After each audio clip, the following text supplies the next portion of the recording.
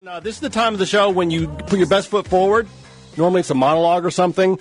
My best foot forward is shut the hell up and get on John Calipari. And so we got him on right now. Coach Calipari, how are you doing? Gregg Doyel, how are you? I'm okay. Do you know the song Dangerous? Don't lie to me. No, I listen to Train and Soul Sister, and my daughter tells me I've listened to it 17,000 times. No, I'm not. No. I don't even know what you're talking about. That's fine. I'm a music snob, and by snob, it's the worst usage of that word ever because I like 70s, and so I don't like stuff, really. But that song, Dangerous, by Big Data, get your daughter on it, tell her to get it for you because She'll know. She's the one she'll know. Fun stuff. We got things to get into with you, and I know there are some things fans want to hear you talk about, and if they're lucky, I'll let you talk about it. But first things first, we're going to talk about my favorite topic, and John, you know that's me. Do you remember our first phone call? I've told this story on the air to these folks here at Kentucky Sports Radio, but do you remember the first time, and if you don't, lie to me, but do you remember when I called you at Memphis the first time? I don't, but I know. I always You weren't nervous? You weren't. You were a tough dude. Now what you did was you always would tell the truth, and you didn't care who it was. So I respected that, which is why I talked to you, because a lot of guys, what they do is they have their agenda, and the only thing they're going to talk about is how they hurt a guy that helps their guy. And if their guy does something, they don't do anything. I call it radio silence. They go behind the paywall. And so yeah. You, on the other hand, killed everybody. Like, it didn't matter who you were, but you told the truth. There was no, agenda to it. This is the deal. Here it is. Here are the facts. Here's what I think. So I talked to you. I called you to kill you about 8 years ago. I forget what it was. It doesn't matter what it was, because whatever it was, by the time we hung up, not only did you not get killed at CBSSports.com that day, you were praised like, holy cow, look what this guy's doing at Memphis. Look, if you spun me like a top, you did, but so what? I wanted to meet you in person. I wanted to know what you look like. I met you up in Cincinnati. I remember it. But see, look, this thing that I do, when you come across someone that, look, the thing about Matt, you got to love Matt, but he'll tell you right now, he's all about Kentucky. He don't care. He's a fan site. That's what he is. Well, I respect that. See, I'd rather have guys that come after me say, look, I hate the guy. So before you read this story, these are my 4 guys. I have lunch with this guy, and I hate this dude. And so now when you read my story, just understand that. They don't do it that way. They do it like, I'm fair and balanced, and I don't have any agenda. And now, like I said, those guys I don't pay any attention to. I don't, and if anybody else does, I say, have at it. It's fine. I'm not trying to hurt anybody, but it is what it is. It does seem fair to be honest like that up front with people. Now, listen, we got some things to get into, and I'm going to get into some of those later, too, but I have something else to ask you about. Tell me about Tyler Ulis, because he's not a point guard or a player like you've ever had, at least not shaped like. So why him and why? I've had small guards before. I mean, I had Andre Allen, who I loved at Memphis, but he was more of a physical the tank guard, but he was skilled like that. And that's one of the smaller guards I've had. A lot of times when I was at UMass and even some at Memphis, I converted 2 guards because they were the best players I could get into point guards. Derek Kellogg, Edgar Padilla, I can go right down the line. There were a bunch of those guys that I said, they're truly 2 guards, but we're going to make them points because they were the best players we could get. But then, as I got into this, we got a couple point guards and got it going a little bit, and then all of a sudden, we're about point guards. But he's good. I mean, what are we going to see from him? Is he all point guards, some are called scorers, some are called facilitators, some are this and that. What is this guy? What are we going to see? Well, first of all, he's got an edge to him as a player, which to be successful at his size, you almost want to say that's a normal thing. Why you have to be. The second thing I would tell you is he can really get people involved in the offense. So he can score now. He scored 25 a game, but his thing will be he'll create. And with him, because of his size, his advantage is in the backcourt. You're going to have to press a little bit more. You're going to have to pick up so he can get up the court and turn people and do stuff. Well, this is a guy, I always want to see all newcomers, but this guy, frankly, he's built like me. You show me a guy built like me, I want to see him out there with all those trees. I think he's skinnier than you. He may be a little skinnier than you. And he can probably bench 315. Subway diet I don't know about. Hey, the problem is that I wear these loose-fitting T-shirts. I got to start wearing mediums again just so that I get some respect for the body. 7 years, 52-point-something million. Gary Parrish of my website wrote something that I read it and thought, you know what, I'm not going to take credit for this, but it was his idea, but I read it and thought, yeah, that's right.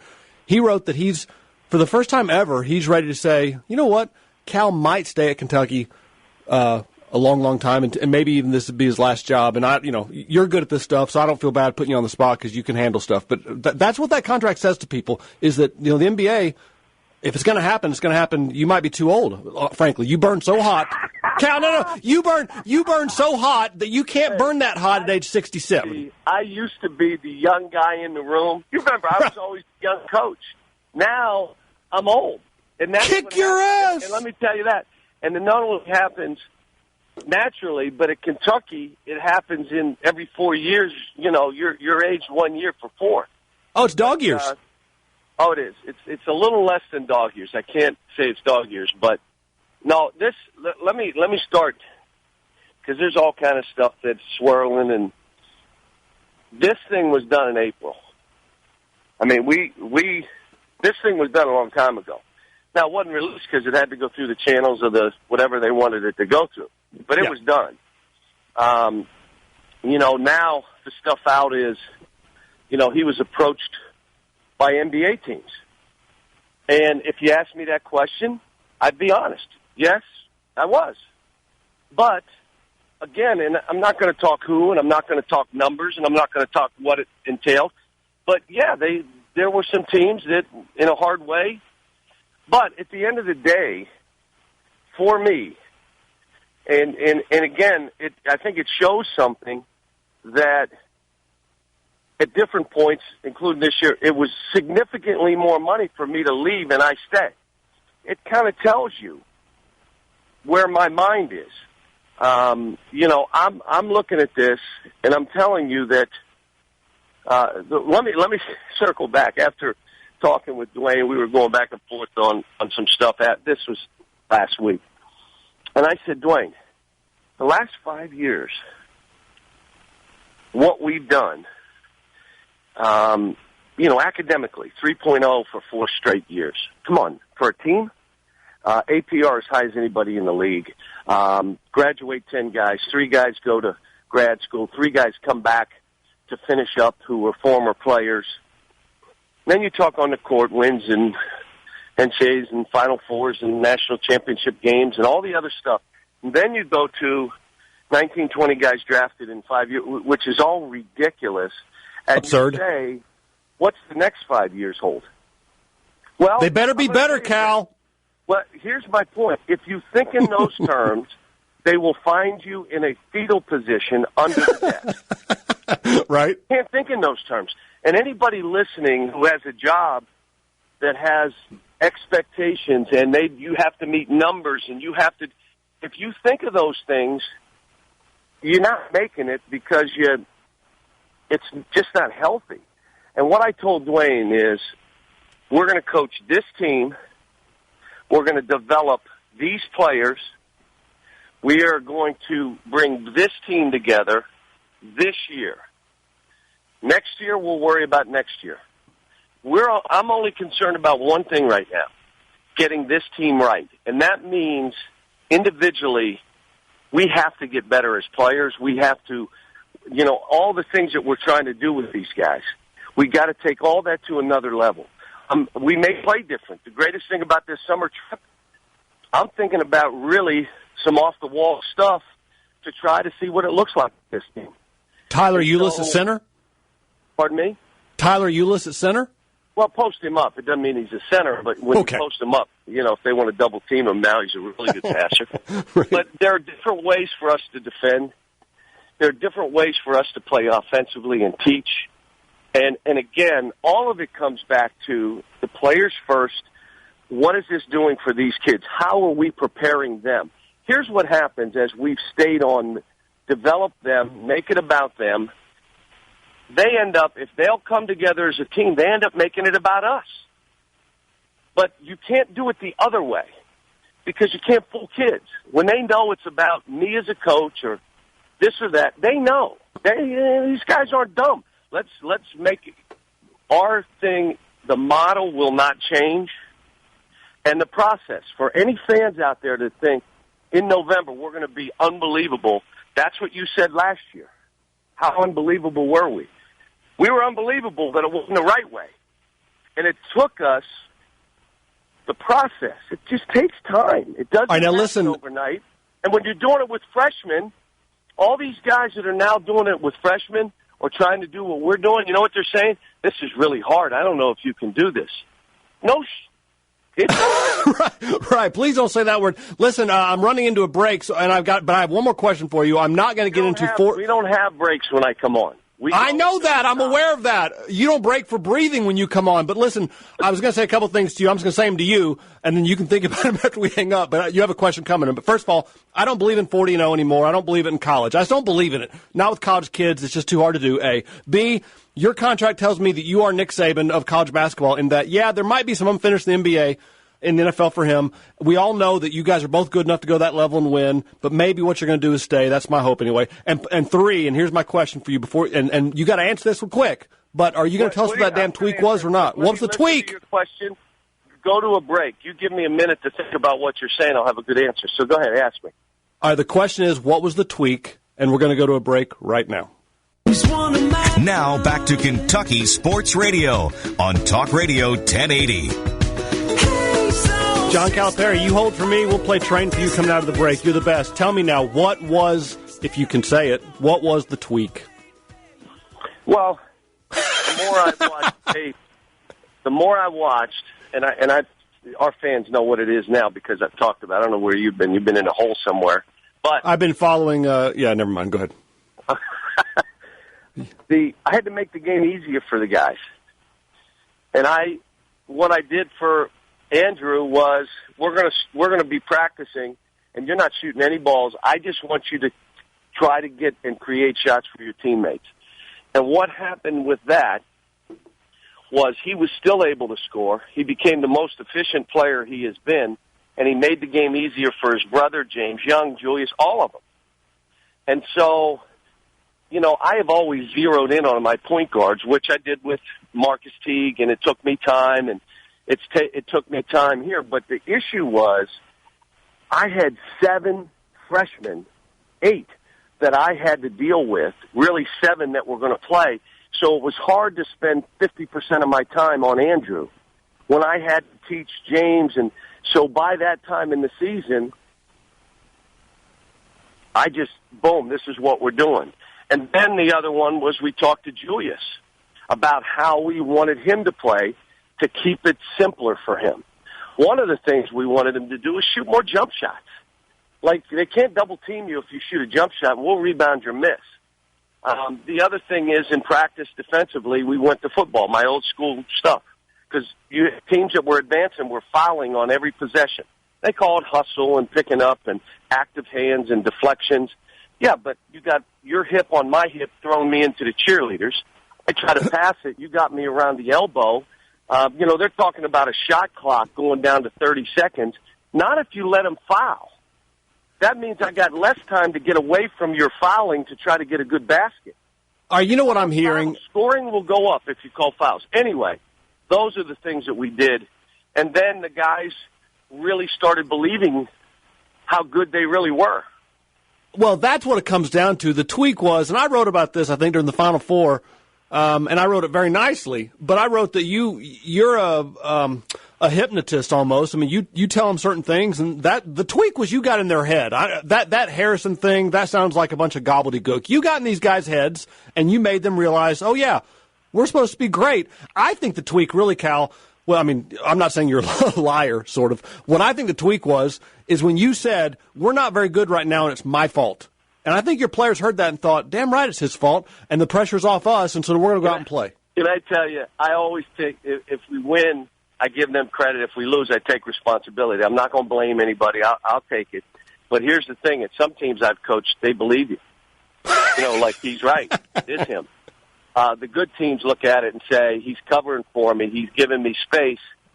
He's making it about me, right. instead of himself, and how the program is run. He's making it about me, and I'm going to stand up and do what I'm supposed to be doing.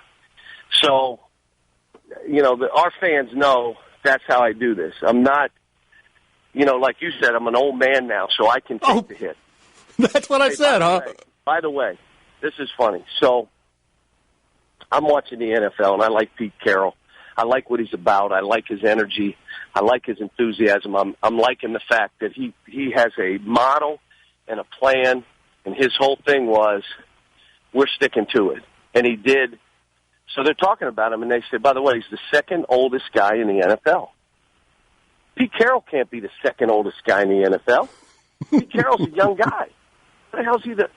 So now I call my people and say, by the way, who's the oldest coach in the SEC? They come back and they say, you won't believe this, you are. I am. I can't be the oldest guy in any league. So this year, Kim gets hired at Missouri, who was an assistant at Missouri when I was an assistant at Kansas, and I love the guy. He's a great guy. And I go up to him, congrats, how's Coach doing? Norm Stewart is one of my, he's a guy that's been so good to me. And we talked, and then I said, Kim, by the way, how old are you? He said, I'm 59. I said, yes, I am no longer the oldest coach in the SEC. Well, that's great news on the one hand. On the other hand, is you're just saying the first digit in your age is a 5. I thought it was a 6 already. No. Well, because they're dog years. I mean, I saw you 5 years ago, and those are tough years. You burn hot, Cal. This is what I've always said. You burn a guy that burns as hot as you, and all coaches at the high level you guys are at, you all burn hot. You all want to win, blah, blah, blah, blah, blah. But not everybody can be number one in terms of burning hot. And I think you burn hotter than just about anybody else. Do you have an age? Do you look ahead and say, I do. I just said it. Do you have an age where you can say to yourself, I can't see me doing this at 70 or 68? I asked you this question. You know me. Do you think I can back up and retire on the job? Is that in me? Are you saying they're going to carry you out in a coffin? No. Can I retire on the job? In other words, I'm going to coach 5 more years because they're paying me X amount of dollars, but I'm not doing all the stuff I used to do, and I'm backing up, and I'm not going to be. Right. No. You're going to go full strength, and you're going to pull a Barry Sanders and retire at the height. Yeah. Some of us have children that go all day, that do not stop talking. Their feet move. They're into drawers. You're chasing them down. They laugh. And they just keep running. And they play games with themselves. And their mind is racing. And then about 9 o'clock, what happens? They fall asleep. Zonk. Right then on the couch, and you pick them up and you put them to bed. They don't stop until they fall asleep. Well, that's kind of how I've had to do the jobs that I've had. You think about UMass, okay? Well, there was no choice on how to do it. You think about what we were trying to do at Memphis to try to be a national program in a league that makes it really hard. You had to win every game you played within the league. Well, how you burn hot. You're blaming it on the schools. You burn hot. You burn hot wherever you go. Look, you can go to Murray State and burn hot. What about Kentucky, though, Greg? Is there any other way to do this job? We've seen other people try to do it. No. How long can you stay on the treadmill going 8 miles an hour? I don't know that. But I know there'll be a time where I say enough's enough, let somebody else do that, and there will be quality people who can do the job that I'm doing. And they'll be out there, and this program will go on. I'm here for a short time. I've said this when I took the job. While I'm here, I'm going to give every ounce of everything I know to the job, more importantly, to the kids. It's going to be about them. I'm going to do everything in the community I can do. I'm going to leverage the seat I'm in to try to raise money for other causes and other things that need it. And that's all I've tried. The press conference, if you go back, I'm just trying to do what I said I'd do. Cal, listen, the fundraising, the Haiti, the Final Fours, the national championship, the stuff you do on campus, you're on the treadmill. You're not going 8 miles an hour. You're going 13, and I think we're all amazed by that, and we're getting up to a break, and so I have to let you go now. You are the best. You are absolutely the best, and thank you for your time. I'm just day-to-day, staying in the moment, trying to have fun at what I do, trying to keep our fans informed. I'm not afraid to be transparent. They know how I do it. Now, listen, I want to tell you, we lost to South Carolina. We had a lot of people who are listening to this show that said this model doesn't work. You cannot take all these young kids and only be about them. It's hurting our program. And then by the end of the year, they were saying, well, this model works. The same people. Oh, yeah. It is That's the way it goes. Process. It is a model that it's what I'm sticking with. So if you want me to be your coach, this is what you're going to get. Now, every once in a while, your best player gets hurt, and you're going to have a struggle year. It's just how it is. Do we want it? No. But it happens. We're going to a break in 15 seconds, and when we come back, and you'll be gone by then, but I'm going to take a poll, and I'm guessing it'll be about 52-48 that they want you back. But I think 52 is on your side, Cal. Listen, I can't be serious enough. You're the best. Thank you for this time. Thanks. Bye-bye. All right, Cal. Talk to you later. Ladies and gentlemen, that is John Calipari. And come back for more Kentucky Sports Radio, because I'm not going anywhere yet because I haven't earned my money yet. See you soon.